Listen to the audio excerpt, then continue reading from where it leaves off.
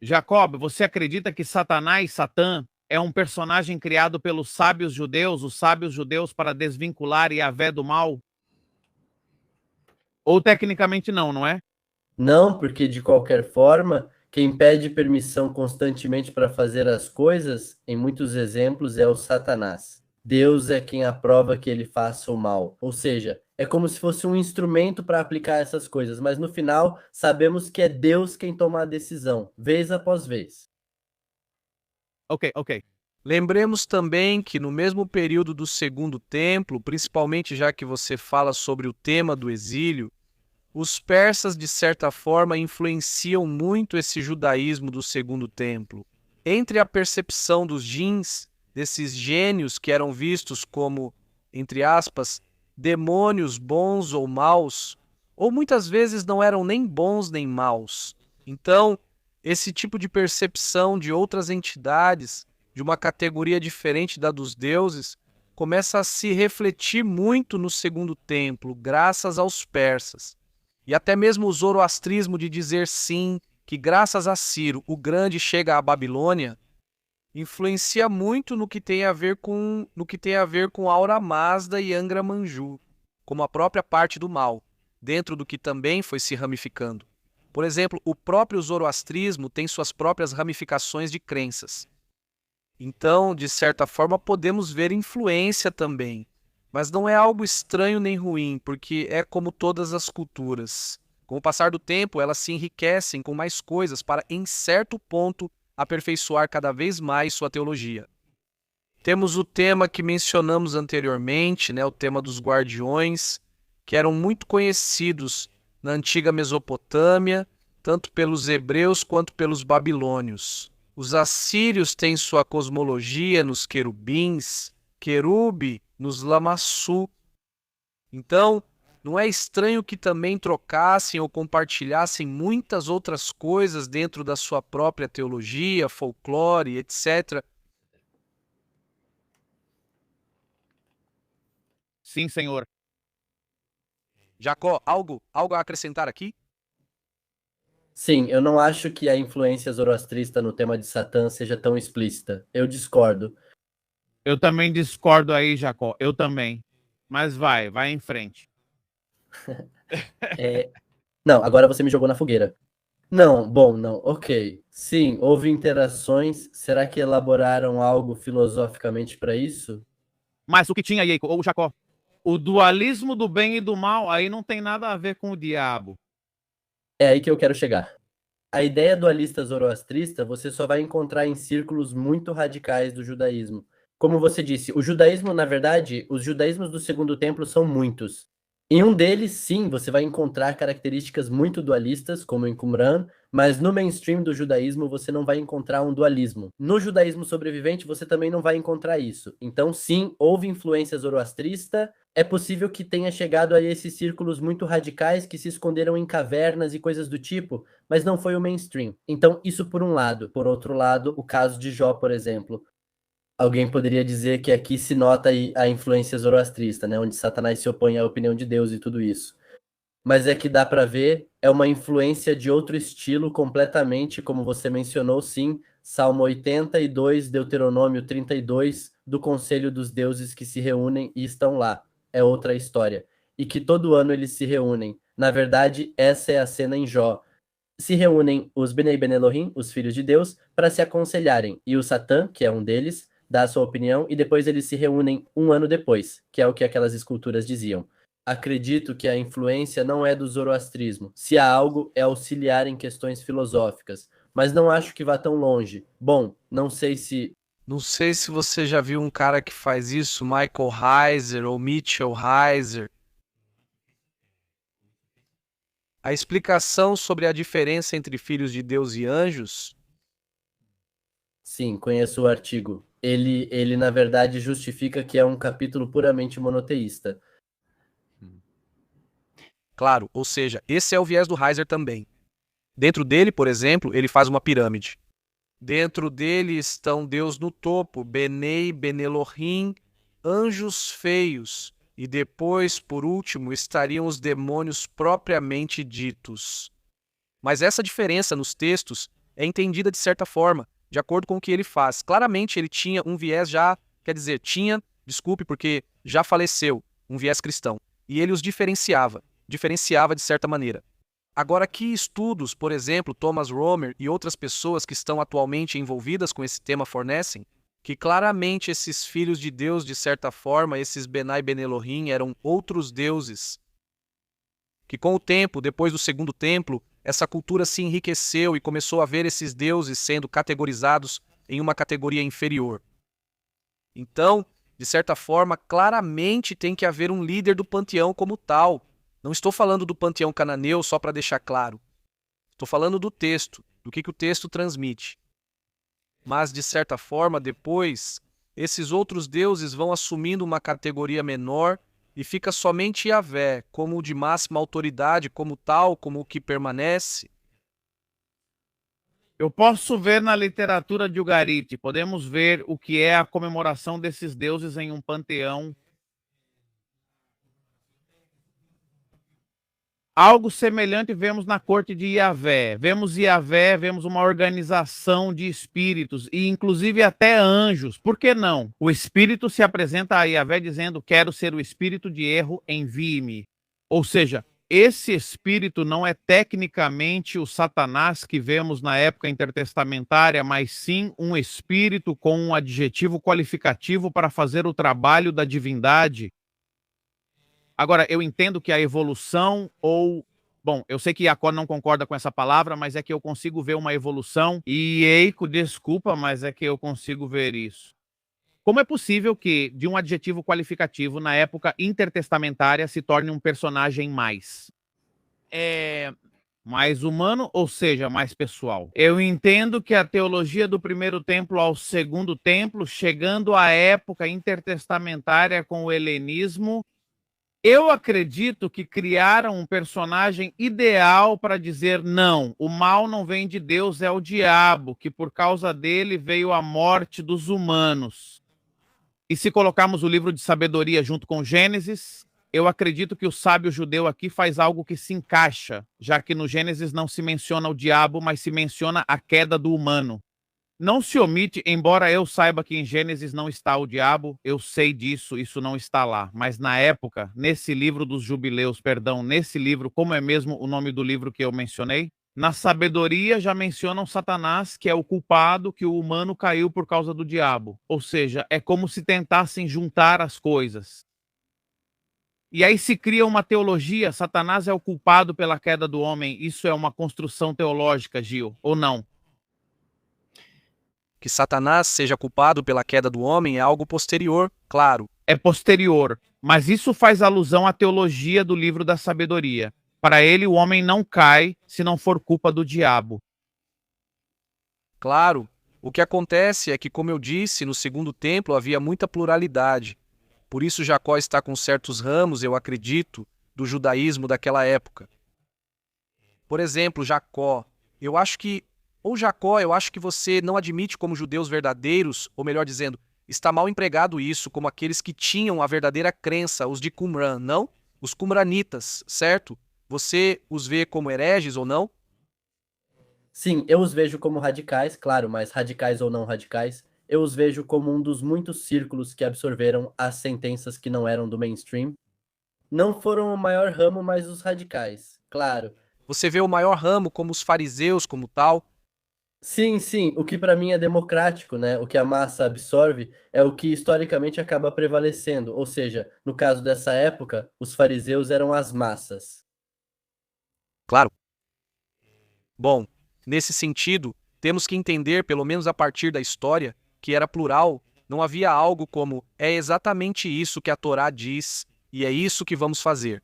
Mas claramente, entre os próprios fariseus, havia discussões sobre como cumpri-la ou o que fazer. Todos concordavam com o que a Torá dizia, mas na forma de aplicá-la também havia diferenças. E claramente também havia diferenças culturais quando vemos essas seitas separadas que se afastam de certa maneira. O que pode conviver no mesmo lugar, mas tem ideias radicais diferentes, como no caso dos saduceus e fariseus. Neste caso, a figura do Satã no período do Segundo Templo Eu também vejo como se começasse a ter uma intenção já pessoal, não apenas uma função, mas já começa a ter uma caracterização de um ser como tal. E que isso se reflete, como eu disse, nos jubileus, temos uma noção do que pode ter sido. Não é que seja assim, é o Satanás em si. Pode ter sido uma das percepções que se tinha e com o tempo evoluiu. E que em Jó, mais do que tudo, eu fico com a ideia de que era visto como o Satã, como você mesmo disse, como mais um anjo. Ou como disse Carlos, acho eu, como mais um anjo que estava ali, e claramente ele aparece como fiscal para dizer, eu cuido disso. Da mesma forma, o próprio texto indica que já antes mesmo de se reunirem, quando já estão se reunindo, havia um designado, porque ele diz, e entre os filhos de Deus veio o Satã, como tal. Então, da mesma forma, já havia um anjo com certa função dentro dele. Olha, fazendo referência e também diferenciando em números, quando temos o caso de que o anjo de Yahvé se interpõe, ali fica claro que o anjo serviu de obstáculo, ou seja, ficou como Satanás. Satã. Isso é anterior ao tema que vemos, mas é isso.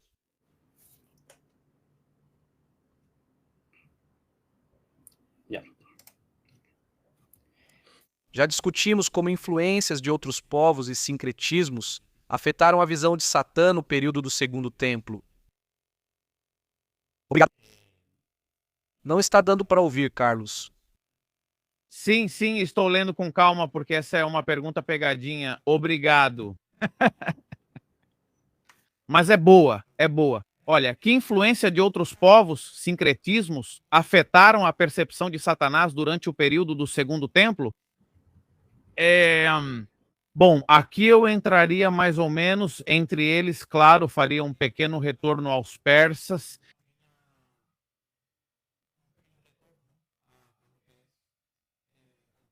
Ou seja, os persas têm esse dualismo de como se fosse o bem e o mal, mas em nível divino. Ou seja, não é que um Deus está subjugado ao outro, mas sim que os dois estão.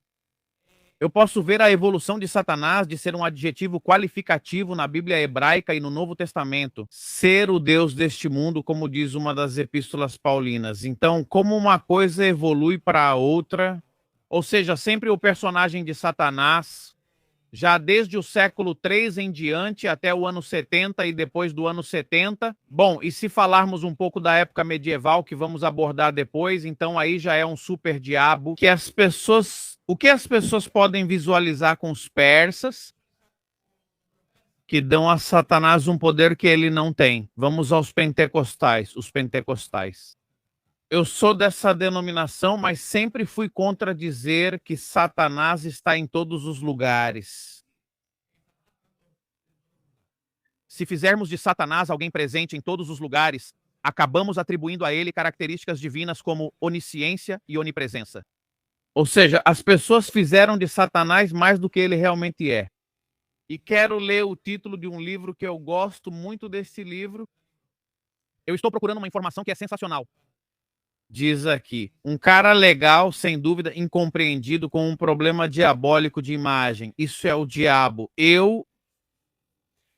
Quando eu disse para eles que a gente ia fazer esse tema, acho que Carlos foi até a livraria e gastou tudo em vários livros para isso. Porque você é um colecionador desse tema, desse tipo de livro. E leitor, olha só, e leitor, porque quem coleciona, coleciona, mas porque ele lê... Na verdade, tem um livro que foi lançado por um conhecido chamado Jesus Galistel Leiva, que faz parte do grupo Jesus Histórico, onde também está Jacó e também o Carlos. Estamos quase todos no grupo Jesus Histórico, que é um grupo privado no Facebook, chamado Demonologia na História Cristã. Vou deixar aqui para ajudar a divulgar o livro dele, que vocês podem encontrar. Eu vi.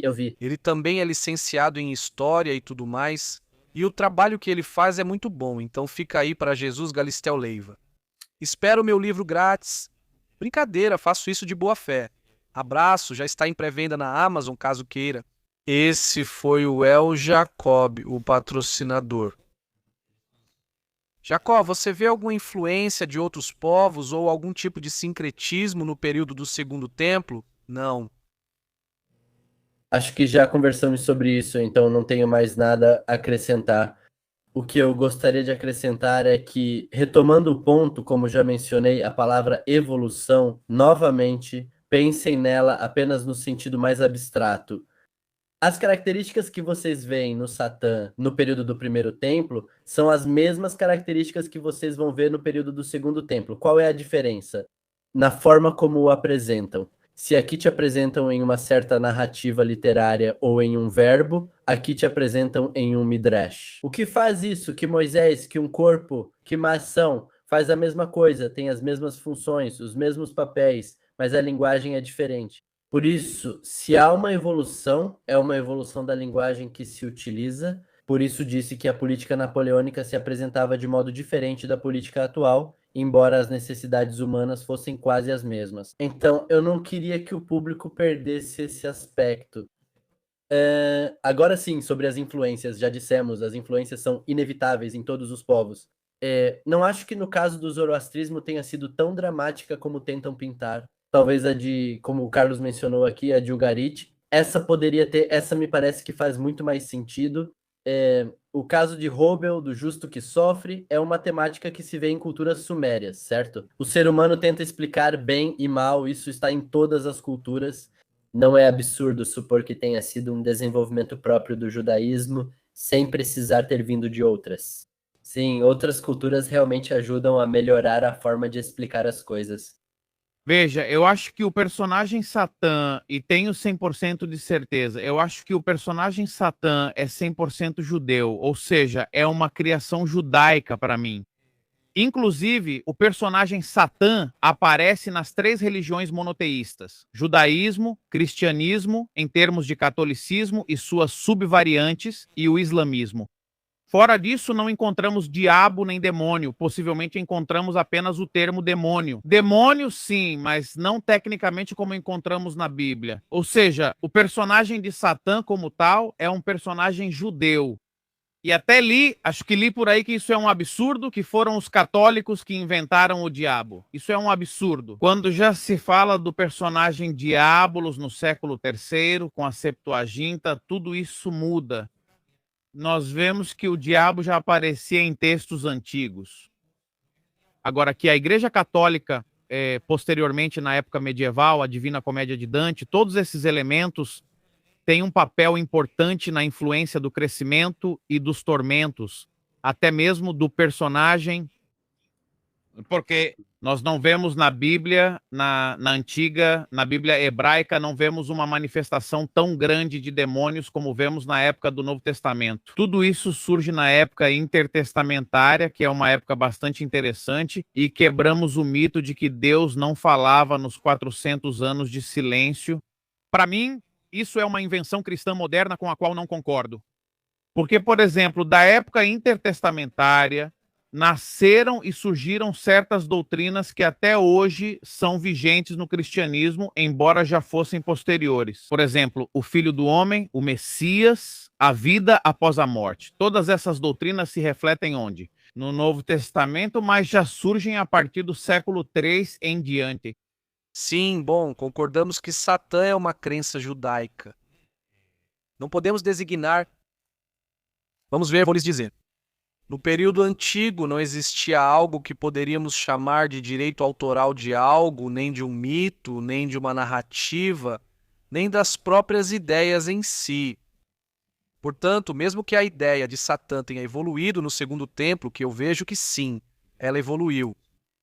E a ideia dos outros demônios começaram a estar presentes no período do segundo templo e que foi para mim, do meu ponto de vista, uma influência mais persa. Ainda assim, continua sendo uma noção judaica, porque nesse período de tempo não existia direito autoral de nada. Portanto, os povos compartilhavam tanto folclore, cultura, relatos, etc., e até mesmo a própria língua era compartilhada. Lembremos que antes de existir o hebraico como tal, temos o que poderíamos chamar de proto-semítico ou proto-sinaítico. E graças à influência egípcia, evoluiu para os caracteres que mais tarde viriam a ser o que entendemos como fenício, hebraico, etc., ou o aramaico, Enfim, o aramaico tem outra história, mas vamos falar sobre isso em outro momento. Mas, de certa forma, os povos, de certa maneira, ao longo dos séculos, contribuíram muito uns com os outros. Não só na parte comercial, territorial, mas também dentro de suas próprias crenças, folclore e muitas outras coisas. Então, sim. O Satã é judeu. Isso. Jacó, você está falando sério? O que é? O que está acontecendo? Estou lendo os comentários. Sim, há muitos comentários. Tem comentários aí. Inclusive, tem 2 ou 3 perguntas.